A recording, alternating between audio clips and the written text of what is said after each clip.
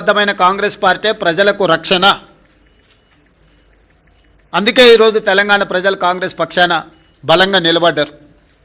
ఈ స్ఫూర్తి కొనసాగుతుంది. భవిష్యత్తులో ఇంకా బలంగా పనిచేస్తాము, బాధ్యతతో పనిచేస్తాము. ఎదిగినా కొద్దిగా ఒదగాలి అని పెద్దలు ఏదైతే సూచన చేసిండ్రో వాటిని దృష్టిలో పెట్టుకొని ఆ విధంగానే ముందుకు వెళ్తాము.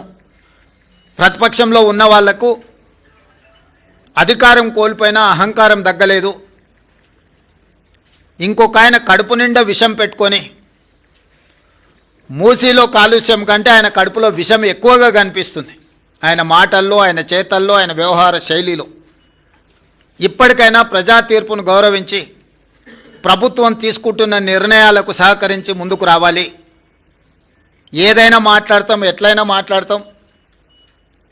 బరితెగించిన విధానాలతోని ప్రజల్ని ఇబ్బంది పెడతాము అనంటే ప్రజలు ఇచ్చే తీర్పు ఈరోజు వాళ్లకు కనువిప్పు కలగాలి అని నేను అనుకుంటున్నా.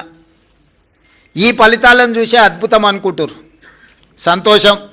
ఈ అద్భుతం 2029లో కూడా జరుగుతుంది మీరు కోరుకున్నట్టే.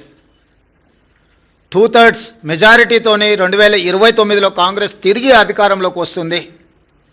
1/3 మీరు ఉంటారు, 2/3 మేము ఉంటాము.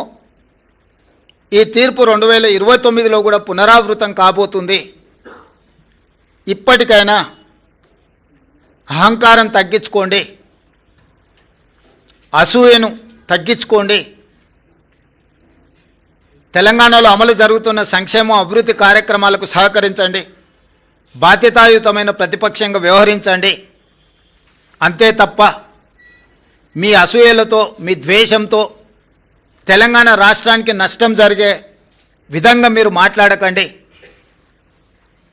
అంతర్జాతీయ విపణిలో తెలంగాణ రాష్ట్రానికి ఒక గొప్ప గుర్తింపు.